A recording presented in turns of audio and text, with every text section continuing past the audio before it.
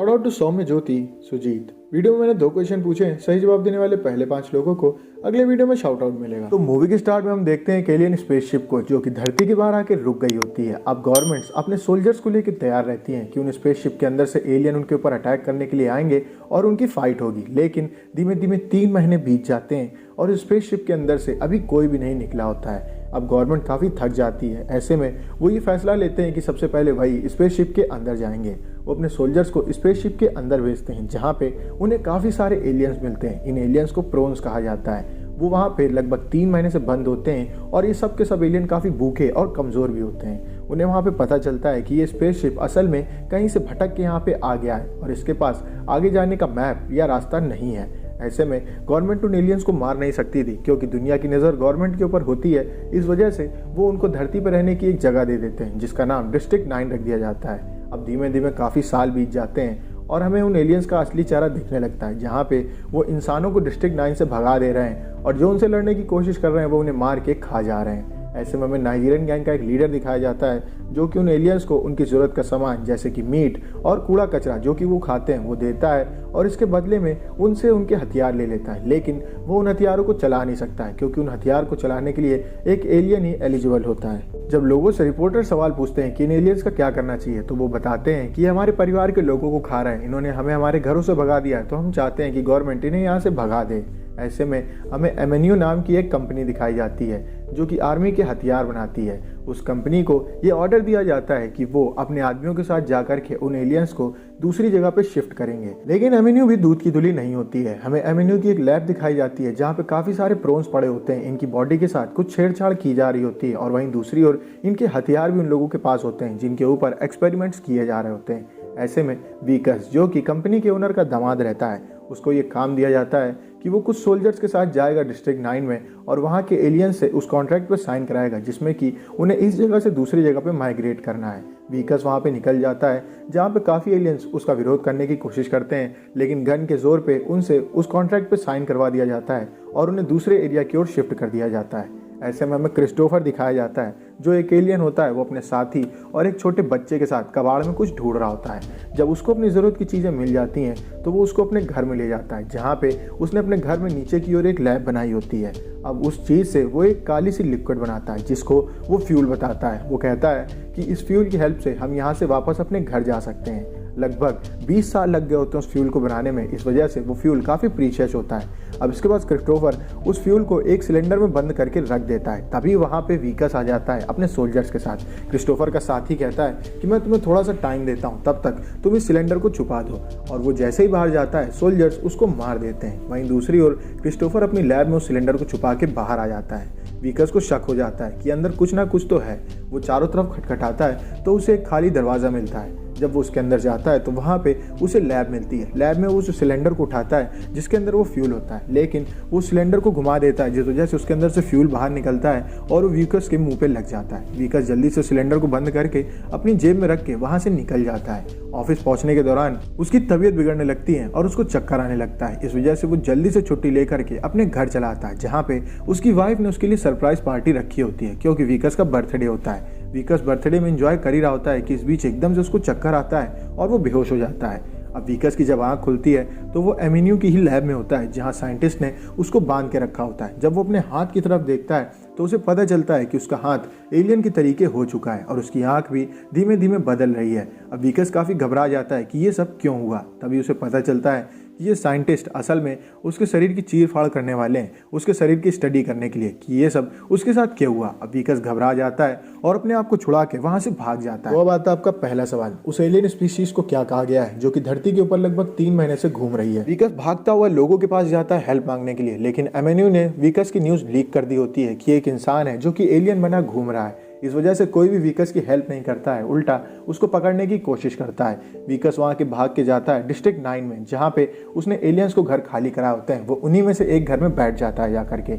इसके बाद वो अपनी वाइफ को फ़ोन करता है लेकिन उसकी वाइफ उससे बात नहीं करती है क्योंकि उसके वाइफ के फादर ने उससे कहा होता है कि हो सकता है कि वीकस ने एक एलियन के साथ रिलेशन रखा हो। इस वजह से अब उसके अंदर इन्फेक्शन फैल गया है और वो धीमे धीमे एलियन बनता चला जा रहा है। अब वीकस का दुनिया ने लगभग सब ने साथ छोड़ दिया होता है। ऐसे में वीकस को समझ नहीं आता है कि वो करे तो करे क्या। वहीं दूसरी ओर एवेन्यू के सोल्जर्स जो कि वीकस के साथ ही हुआ करते थे, वो भी वीकस को बुरी तरीके से ढूंढ रहे हैं। अब घबराया वो वीकस जाता है क्रिस्टोफर के पास और उससे कहता है कि तुम्हारे सिलेंडर में ऐसा क्या था।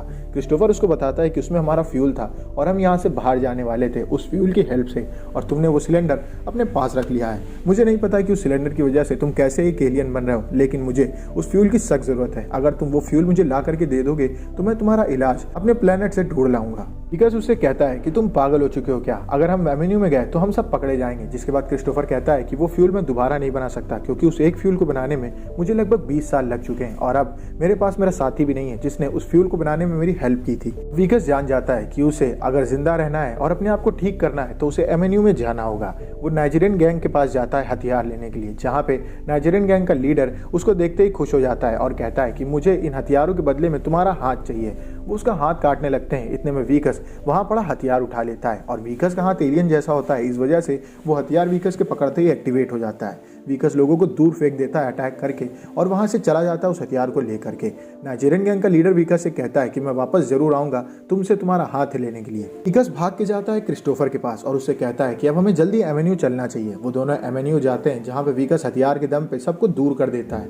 अब वहाँ पे वो लोग चारों तरफ सिलेंडर्स को ढूंढना शुरू कर देते हैं, जहाँ पे वीकस को आगे जा करके वो सिलेंडर मिल जाता है। उसको जेब में डाल करके निकलने लगता है। वहीं दूसरी ओर क्रिस्टोफर ये देखता है कि यहाँ पे उसके साथी एलियंस के साथ कुछ गलत किया जा रहा है और उनके शरीर में काफी ज्यादा चीड़फाड़ की गई है। वहाँ पे उसका वो साथी एलियन भी होता है जो उसको बचाने के दौरान मारा गया होता है। ये सब देख करके उसको काफी गुस्सा आता है, लेकिन आखिर में वो वीकस के साथ वहां से भाग जाता है। इसके बाद क्रिस्टोफर अपने घर में पहुंचता है और वो वीकस से कहता है कि देखो मुझे 3 साल लगेंगे तुम्हारा इलाज लाने में, तब तक तुम्हें यहीं पर रुकना पड़ेगा। वीकस को शक होने लगता है कि क्रिस्टोफर असल में उससे झूठ बोल रहा होता है और वो उसका इस्तेमाल करके इस फ्यूल की हेल्प से वापस अपने प्लेनेट जाना चाहता है। तो अब आता है आपका दूसरा सवाल, वीकस किस कंपनी में काम करता था? जवाब आप नीचे कमेंट में दे सकते हैं। उन दोनों की बहस होने लगती है, जहां वीकस क्रिस्टोफर के ऊपर अटैक करके उसको बेहोश कर देता है और इसके बाद वो घर के नीचे इमरजेंसी स्पेसशिप के अंदर जा करके बैठ जाता है। वहाँ पे वो छोटे से बच्चे को उस सिलेंडर को देते हुए कहता है कि तुम्हें इसको मशीन में लगा करके इस स्पेसशिप को एक्टिवेट करना होगा ताकि हम इसको ऑन करके मदरशिप में जाके अटैच हो जाएं। वो बच्चा सिलेंडर को उसमें लगाने लगता है और स्पेसशिप को ऑन कर देता है। वहीं दूसरी ओर एवेन्यू के सोल्जर्स क्रिस्टोफर के घर में पहुंच जाते हैं। वो क्रिस्टोफर से कहते हैं कि जल्दी बताओ वीकस कहाँ है, लेकिन क्रिस्टोफर उनको कुछ भी नहीं बताता है। वो लोग क्रिस्टोफर को बुरी तरीके से पीटते हैं। इतने में हम देखते हैं कि नीचे वो बच्चा स्पेसशिप को ऑन कर देता है और उसका कंट्रोल वीकस के हाथ में दे देता है। वीकस स्पेसशिप को लेकर के घर से बाहर निकलता है और मदरशिप की ओर जाने लगता है। तभी एवेन्यू के सोल्जर्स मिसाइल से उस स्पेसशिप के ऊपर अटैक करते हैं, जिसमें वो स्पेसशिप नीचे आकर के गिर जाती है। वो लोग उसको पकड़ने के लिए आ ही रहे होते हैं कि इतने में नाइजीरियन गैंग वहां पे आ जाती है और वो सोल्जर्स के ऊपर अटैक करना शुरू कर देती है। नाइजीरियन गैंग का लीडर वीकस को पकड़ के ले जाता है। इसके बाद वो वीकस के हाथ को काटने की कोशिश करने लगते हैं और वीकस से कहते हैं कि अगर मैं तुम्हारा मांस खा लूंगा तो मैं भी एलियन बनने लगूंगा और इसके बाद मैं इन हथियारों का इस्तेमाल कर सकता हूँ। इतने में हम उस एलियन बच्चे को देखते हैं जो कि जेट के अंदर से बैठ के नाइजीरियन गैंग के पास रखे एक एलियन टेक सूट को अपने आप एक्टिवेट कर देता है और उस सूट को चलाने लगता है। वो सूट नाइजीरियन गैंग के लोगों के ऊपर अटैक करने लगता है, जिसके बाद वीकस मौका देख करके उस सूट को पहन लेता है और वो गैंग के सभी मेंबर्स को एक एक करके मारने लगता है। इसके बाद वीकस वहां से भागता है। वहीं दूसरी ओर जब क्रिस्टोफर से कुछ भी नहीं पता चलता है तो एवेन्यू के सोल्जर क्रिस्टोफर को जान से मारने वाले होते हैं। इतने में वीकस वहां पे भाग के आता है और क्रिस्टोफर को बचा लेता है। वो क्रिस्टोफर को लेकर निकलने लगता है, लेकिन उसके ऊपर इतनी ज्यादा गोलीबारी होती है कि उसका सूट डैमेज होने लगता है। वो क्रिस्टोफर से कहता है कि एलियन स्पेसशिप की तरफ भागो और प्लीज मेरा इलाज लेकर के आना। क्रिस्टोफर उससे कहता है कि मैं 3 साल बाद वापस जरूर आऊंगा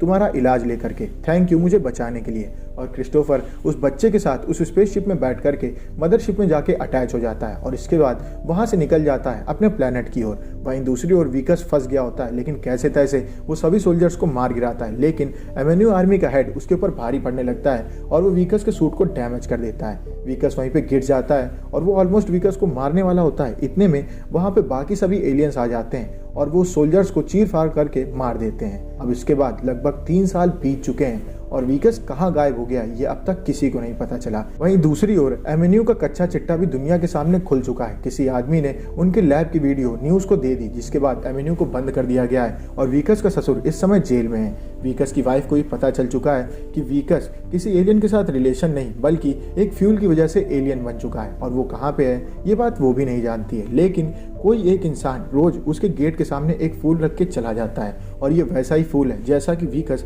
अपनी बीवी को दिया करता था। तो उसकी बीवी को इस बात की आशा होती है कि वीकस आज भी जिंदा है और वो अपना इलाज ढूंढ रहा है। अब ऐसे में हमें डिस्ट्रिक्ट 9 दिखाई जाती है, जहाँ पे एक एलियन उस फूल को लेकर के बैठा होता है, और हमें पता चलता है कि एलियन कोई और नहीं वीकस ही है, और वो अभी भी क्रिस्टोफर का इंतजार कर रहा है कि वो वापस आएगा और उसको ठीक करेगा करके।